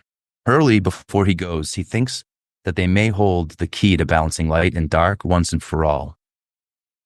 Ultimately, we'll come to understand that an apocalypse is not an ending, but a revelation of wisdom and truth. The story is going to explore the real world misconception of the word apocalypse, which is incorrectly associated with the end of the world. An apocalypse, according to the ancient Hebrew, is just a revelation, a revealing of things unseen. So after the second 7-episode cycle, the story of the island will be complete, but not ended. The 15th episode will be the dawning of a new, eternal era on the island, the way it was always meant to be. Some humans will seek it, some will be sought by it, and some will actively seek to avoid it. But eventually, all will come to these shores. After some brief exposition at the beginning of the episode, our remaining characters, Charlie and Kid, will take us through a montage of the island moving through history until we close on them later in life. Kid is now portrayed by Emma Corrin, and Charlie will be portrayed by Clint Eastwood. The idea here is to really exaggerate the age difference and the timelessness, timey-wiminess of the island, right? Clint should feel way older than the age gap originally between Charlie and Kid. So we see them meditating together. And the last third of the episode will be spent with them kind of moving through this temple-like structure into the exterior garden, which should be lush with fruit. But even as the garden is lush, the fruit should be seen as both ripe and unripe. It should be rotten on the ground, all throughout various stages of being. This isn't a place of perfection, as one might define it. We'll use this time to drive home the understanding that it's our struggling to separate light from dark that brings suffering. It's not enough to balance them, separate but equal, but to join them in harmony. Each human is a vessel of both. Life is both. Peace is in not only accepting, but celebrating both. Both are good. I hope what people will discover through this series is that it's not about just making peace with our regrets, but ultimately coming to accept them as an unchangeable part of our lives, right? It's one thing to say you can live with what happened in the past. It's another to say truthfully that you wouldn't go back and change it if you could. And that's the wisdom we're looking for here. Apocalypse. So I think my favorite thing about this, Kris, is I'm getting, especially in the first half of your series, I'm kind of getting the stands. I'm even getting a little bit of good omens with this mysterious child that, we don't know anything about. So I'm really intrigued by that. I love the idea of the island being governed by like these larger rules and philosophies, and you've got a really great thematic center there. But my biggest question, is will we get to see Boone goop anyone? Spoiler alert, there will be gooping. No, I don't know. I'd have to find a way to pay homage. Maybe he comments on some gooping. Maybe he implies he might goop. He dares to goop. We'll see. I love having a Dark Boone, right? Our first Lostie to die in the original series so soon. Goes on to play, a vampire, the villainous, amazing, smarmy vampire. And now he's back in a Lost show, finally able to revel in the Lost world like he'd always wanted. I love this for Ian Somerhalder. He's chewing on every line of dialogue. He's making a meal out of this thing. I love this for him. I love this for Boone. So many of us could have used Hurley, and you killed him. Couldn't wait to reveal that. Sorry. You drafted him to die. Yeah.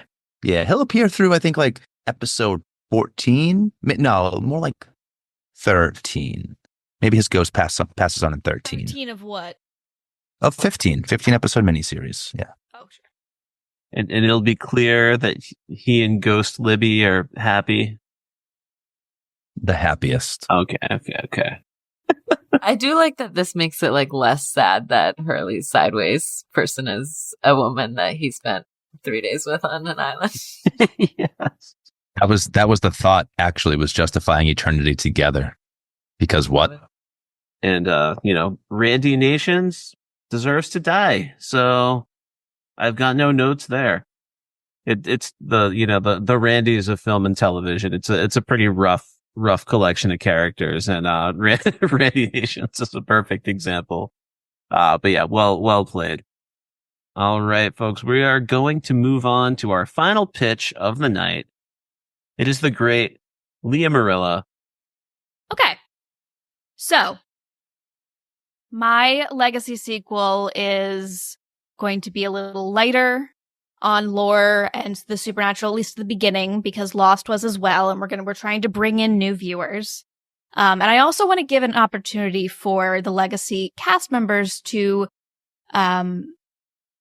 commit as little as they wish to, if possible, because I'm kind and budget friendly. Okay. So here's our basic summary. We have an untrustworthy bunch of familiar and new faces returning to the island to heal, grow, and discover what we owe to each other. We have a rock-solid mother-daughter relationship that's being tested for the first time. We have a medium with a mystery to solve, but who has found he's not able to connect with anyone in a way that he's making connections for other people. And then we have a new character, an influencer from New Zealand, who claims he wants to reunite with a certain former flight attendant, but has ulterior motives. And then every episode will have not a flash forward, not a flash backwards, but a flash miles to the medium sessions with a Rolodex of new and old characters in Los Angeles that will reveal character and plot details throughout the season. So, let's get into our cast. Okay. So, our first three regulars are Kim Dickens as Cassidy Phillips. We know her, we love her. She is a former con artist. She is a friend to Kate and ex to Sawyer. And at the beginning of the series, she is sick and she wants the island to heal her. So she and her daughter Clementine, who is played by Georgia Wiggum, an actress that really stood out to me in the second season of The Punisher. She's got a very good energy and I think looks enough like Kim Dickens and to make that work. Okay. So she is Sawyer's daughter. She's grown up now. I think we might call her Teeny if we don't want too many female characters with C names in this show. She's studying to be a music therapist for a few reasons. A, I might need that skill later on. B, I want Clementine to lean away from a life of crime like her mother, father, and Uncle Miles. But I don't want the opposite of that to be cop, like Lost did in the original. So I think something that's maybe sort of more rehab-focused, therapeutic would be fun for her. And at this point in the series, when she is taking her mother to the island to heal her, she's putting her life on hold. She may have an issue with running away from her problems, very similar to her father, who does not appear in this show. But like him as well, she is a reader, which is fun. And then we have the aforementioned medium, Miles Strom, who is working now at what was formerly the Lamppost in Los Angeles, because, as we know at the end, Hurley was shutting down Dharma stations. But the Lamppost is on an energy pod very similar to the island, so he probably shouldn't give it to just anybody. So my thought is that he would give it to Miles to create a more legitimate form of his former business, essentially. So at the beginning of our series in our pilot, Clem and Cassie will be trying to break into the lighthouse, or the lamppost, to contact the island and sort of get a sub to get them there, and they'll run into Miles, who has been getting weird messages from Charlotte, who has been asking him to come to the island. She says there's a problem that he needs to solve. And he has with him our fourth character. I'm going big, guys. So for our original character, we are introducing Finn Hodge Burnett, played by Riverdale's own KJ Apa. I'm giving him an opportunity to use his natural accent for the first time. This character will be from New Zealand. He is going to claim that he's related to Cindy, who none of them really know. This particular group of lost characters don't know her, so they all know that everyone they've met has weird connections to each other. So they're like, yeah, sure, it makes sense. Finn is like a social media grifter. I needed a modern day equivalent to a Sawyer type character. He has a notoriously bad attitude. His sort of thing is that he will go to places and give them very negative reviews for engagement, like mostly for travel things, to get free trips, free lodging, free food. He's mastered it, which makes him not super pleasant to be around. What do we have next? We have our recurring characters. All right. So, naturally, we'll be dealing with Cindy, because they're taking Finn to the island under the pretenses that he knows her. She's still living there. She's working for Hurley. He's doing a good job, so she's taking care of lots of stuff. She has a gaggle of teens still, I would presume, at the temple with her, which includes Zach and Emma, who were not claimed in the draft, so they are fair game to show up on this show and potentially be series regulars in like a second season. And when they arrive, this is also in my pilot, so they're getting to the island by submarine. They're at Hydra Island, and the first thing that happens is there's a big hurricane, big storm that destroys a lot of Dharmaville and sort of strands them on Hydra Island away from Big Island and all of the big characters that I cannot put in this show. So Cindy puts them to work sort of refurbishing the area while they're trying to figure out what to do. Miles is still talking to Charlotte, who is our other recurring character. And so that's where we're sort of, it's like the early days of Lost. We're hanging out. We've got little mysteries to solve. We're learning things and it's expanding. Okay. My one of my special guest stars is Evangeline Lilly as Kate Austen because she is very expensive. I would probably put her in the second or third episode to get viewers to keep watching. And she is going to appear in one of those flash miles where she is communicating with Jack, who is not appearing in the show. We won't see that conversation, but we'll see the scenes surrounding it. And then my second cameo, we have Bonnie. You may have noticed the title of the show is Good Vibrations because I'm going to be bringing in the Looking Glass as a location for a decent part of this show. And we will use Bonnie, possibly she is talking to Miles in a Flash Miles and gives him key information to figure something out. But at some point, Finn has to go out on his own because he's up to no good. And I think the Looking Glass is where he's going. Okay. Yes. And then for my two characters who appear in one episode, this is going to be a dual episode. I'm assigning this to the playwright on my staff because I want it to be extra juicy. We will have Harold Perrineau as Michael Dawson, Michelle Rodriguez as Ana Lucia Cortez. These are both characters that died on the island. One killed the other. And because of a big ghosty problem that we've got to figure out, they are stuck in a time loop. A great type of storytelling, a great type of episode that's going to blend the Flash Miles in the present timeline. It's going to be very exciting. So here are some ideas. These are some conflicts that I'm looking at.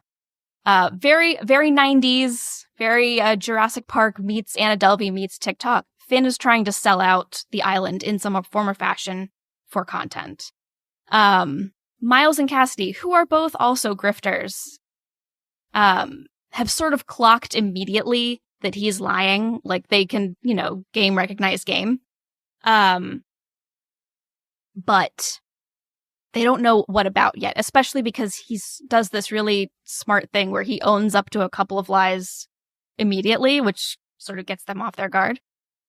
We have the ghost issue that Miles is working on. The Dharma Initiative was studying parapsychology at one point, so I think using Miles' skill, talents, and Clementine's studies, the two of them could maybe work on that problem, maybe try to find that parapsychology station. Maybe it's off island. Maybe we're going somewhere else in season 2. But that's a conflict and a mission for them. And then my mother-daughter relationship. Lost has had so many bad dads. And the one bad mom, we don't really talk about that because nobody likes that episode. Some people probably like that episode. So let's right some wrongs here. Let's dig into what a codependent single mom and daughter are like when they're in a new environment. One is grown up and maybe wants to leave, but, they cannot. And then my final conflict power dynamic is Cindy is in charge for the first time. That's sort of a twist. She's not serving drinks. They're serving her. And then where is this all going? Various places. I'm not trying to get canceled after one season here. We are leaving things up in the air. I will bring Kate back in the season finale if I have to. But some of the ideas that I think I want to play with are, maybe the ghosts want to move on. It's very simple. But, the good place, borrowed from Lost, we can borrow back. Maybe that involves connecting to the Sideways world. Maybe not. We're going to work on that. And then Finn is on an arc, for sure. He may have introduced a threat to the island's sanctity. I think he's definitely going to try to communicate with some faction that will bring more enemies to the island, because there also always have to be. But ultimately, he is going to be redeemed. You may have noticed his very clunky character name in the grand literary tradition of Lost. Finn Hodge Burnett is a play on Frances Hodge and Burnett, who is the author of The Secret Garden.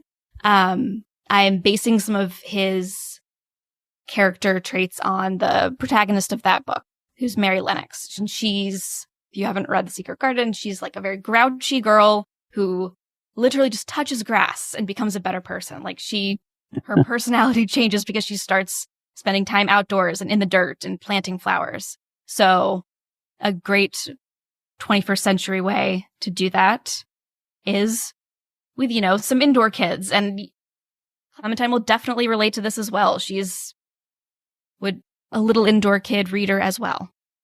Yep. And then there's always the conflict of, are we going to leave the island? Is Clementine running away from her problems, or does she now want to run away from the island? Is Miles going to leave again? And Cassidy, if the island does heal her, she definitely has to stay. So that changes everything. I was just going to say, I loved about a zillion things about this. Like the nickname Teeny even is just genius. And Clementine, teeny tiny Clementine. So you gotta adorable. think like Sawyer a little bit. Oh yeah, I can see Sawyer coming up with it. I can see him absolutely loving the Gilmore Girls, just like I do, and enjoying catching up on that with the girls, which is just awesome. But I was gonna say, I love all of our pitches, but I think you easily have the best, like, true elevator pitch with the Flash Miles. Seriously. That's all I had to hear. Excellent. Yeah, great device. Great device for the storytelling in your show. It's inspired, I was going to say this, it's inspired by the Umbrella Academy's final season and what I wanted to see from Klaus, without giving too much away from that season. I was watching him be a little medium, and I was like, I'd watch a whole show of just this. Mm-hmm. And then I got to make one. No, I was just going to say that that's really funny. The reason I have an airport is because I was struggling with the idea of the underground and the parallel worlds that 5 is dealing with. And I was like, I don't want to use a literal. So yeah, absolutely. That was inspired by a shift away from the idea in the Umbrella Academy. So I love that that's where the Klaus idea came from. I was just going to say, I'm here for any show where Cindy gets to feel in charge. Mm-hmm. I saw that one line on the deck and I was sold. She has some badass hair in those final seasons. I really forgot about that until I went to grab pictures. I was like, you know what? That is a woman in charge. Get that woman a shield. It really is one of the most triumphant returns because she's kind of unceremoniously just disappeared. And then when we get her back and it feels like she is battle hardened and knows how to survive the island. It's a great moment, even if I don't love everything surrounding the temple plot lines at the end there. All right, Kris, I think that we did it. We've got 6 phenomenal pitches. A couple of things that struck me is that there were some really big common themes that these 6 Lost fans really want to see. A lot of us were concerned in one way or another with the Whispers, with helping the Whispers, whether that was directly or just the sense that so many characters needed to find another way to move on. They had another level of healing, whether that was individual. What really stood out to me was, and maybe it's the group we've assembled here, but there was a wonderful balance of folks who of celebrating the original series, of turning back to some of the things that we loved most, but also a really healthy understanding of what maybe didn't work so well, what was maybe a little problematic, and what deserves a little poking fun at. It was a really wonderful balance. All of that can only come from a deep love and reverence for a thing, and that was really present in these pitches. Sorry. Yeah, I mean, I think similarly, like, I feel like in all of our pitches, we've all kind of latched on to one or more elements that I think left us dissatisfied in the original series, or like one, or at least like a moment that was not paid off, whether it be the Dexter Stratton ring or Walt or Julian Burke, And I loved seeing like where people's minds went as far as like what was the thing that Lost did not give you, The Vanzetti equation. Of course. All right, folks. This has been 2 just absolutely phenomenal podcasts. I've been sitting on this idea for a while, and the fact that I was able to find 5 other people who were enough fun to do this along with me was just an absolute blast. I loved hearing this creativity spill out of everyone's minds and into the podcast. So I want to thank you all wholeheartedly one more time for 2 phenomenal evenings of lost love. As I mentioned last time, we would love to have any of you back for one of our more traditional, like, deep dives into a single Lost episode. So if you have an episode you want to come back and chat with us about sometime, please reach out, and we'd love to talk to you about the product we actually did get originally. Yeah, absolutely. I got to echo Randy's sentiments. Thank you all for joining us. I hope you will come back so we can do some more Lost and Lit sub-branding. Thanks to Randy.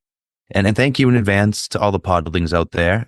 Thank you to Maria for writing in a pitch. Thank you to the podlings for listening to both the first episode and this one subsequently. I need to hear from you all. Podlings out there, if you listen to this podcast and you absolutely love one of these pitches, please write us in and tell us about it so we can go back and gush to our fantastic panelists and tell them they were, just brilliant here today. How can you do that, you ask? Well, we have a Media Lit email. You can find us at media.slash.lit@gmail.com. Write us in there, and we'll be excited to talk more Lost with you. Yeah, absolutely. And if email is not your thing, you can hit us up on the socials. Kris, what's that Instagram? Oh, media.lit.pod? Absolutely. And at Media Lit Pod on Twitter. We are there and ready to listen. So that's our show. But I would like to give each of our guests a chance to tell us about where you can find them, or if they have any projects coming up that they want to talk about. We'd love to hear about them. So I'm going to go first to Leah. Cool.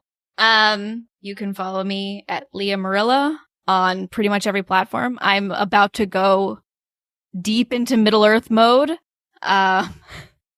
I'm doing a lot of coverage for the second season of Rings of Power at cosmopolitan.com, themarysue.com, hopefully some other .coms. We'll find out.